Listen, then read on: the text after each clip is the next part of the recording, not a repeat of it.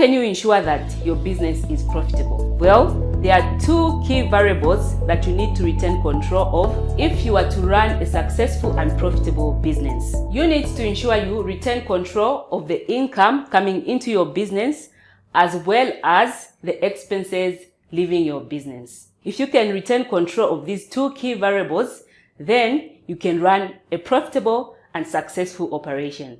In today's video, I want to focus on how you can retain control of your expenses to ensure that your business is profitable and sustainable in the long term. Let's get started.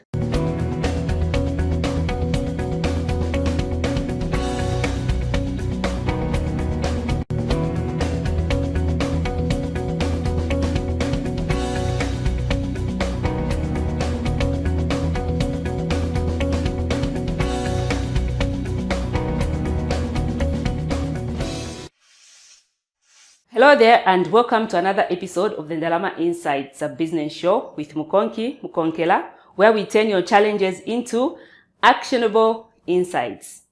Today, I want us to look at the expenses side of the profitability equation. And this equation is really simple. Profit is determined by the difference between your revenue or income coming in minus the expenses. That gives you the profit in your business.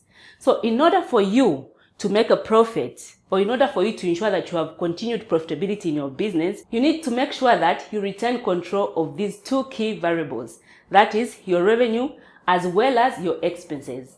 If you can do this at the same time, then you are guaranteed of a profitable business. Today, I want us to look at the expenses side of this equation. How do you manage your expenses? Well, I'm going to share with you 3 strategies that you can use in order for you to manage your expenses in your business. The first strategy is reducing your expenses. Now, this is very common with many businesses, especially the large corporations that can afford to reduce their expenses. And that's why when most people think about managing expenses, the first thing they think about is reducing expenses. And it is a good strategy. Because if you can reduce on your expenses, it means that you are saving a lot of money that can directly go to your profitability of your business.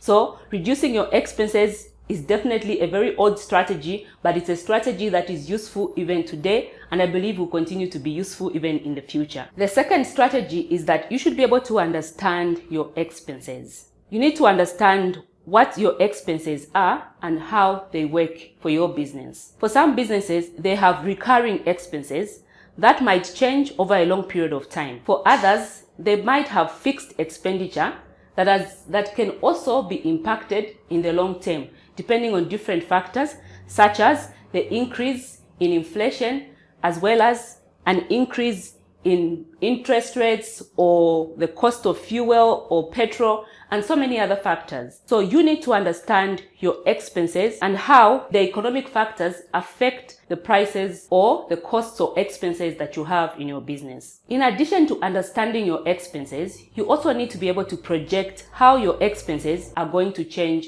over time. This enables you to understand your cash flow better and also allows you to set attainable sales targets. The third strategy that you need to consider is that you need to take on expenses strategically. We all know that when you are running a business, you are going to add on additional expenses to your business, especially if it is a business that is growing. However, when adding on expenses, you need to ensure that those expenses are strategic to the growth of your business. So when taking on expenses, you need to consider the value that expense is going to add to your business. So these are the 3 tips that you can consider when managing your expenses. Now, let's take a look at some of the expenses a small business or any business incurs as they manage their business and how you can go about managing those expenses effectively. The first expense is salaries and benefits. Now, salaries and benefits are one of the largest expenses a company can have on their profit and loss statement. We all need employees. However, for a small business, recruitment should be taken very strategically. This is because before you actually consider employing someone, you need to ensure you check the value that employee is going to add to your business, and also ensure you have a list of duties and tasks that employee is going to carry out from day one. Because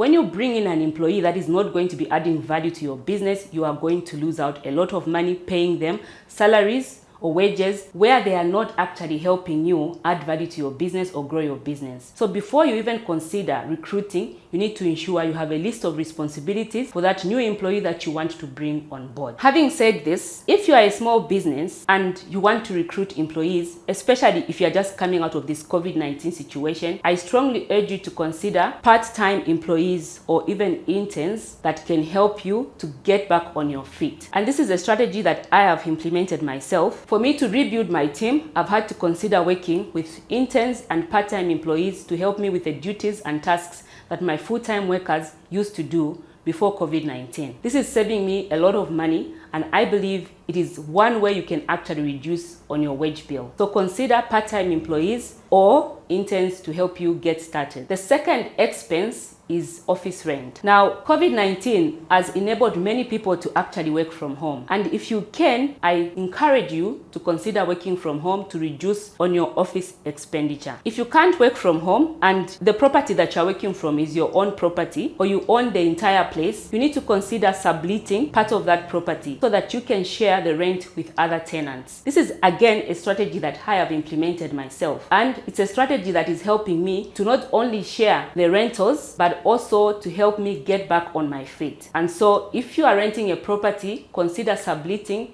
part of that property so that you can share the expense for rent, and that will allow you to focus on growing your business and not worry too much about where the next cash is going to come from to pay your landlord. Equipment. That's the third expenditure that you need to look at. If you are in business, you use different kinds of equipment. For my business, I use mostly computer equipment, printers, as well as the internet. So when you look at equipment, one strategy you can implement is buying second-hand equipment. This is again a strategy I have implemented in the past. I remember years ago, I invested very little money to actually buy second-hand equipment, that is computers, the desktop versions, together with the CPUs. I bought about 15 of those equipment, and those equipment really helped me when I recruited a big team for a project that I was implementing. And so when you consider investment in equipment, consider buying second-hand equipment, which can be just as good, especially to help you save costs where you cannot afford to buy brand new equipment. However, you need to ensure you check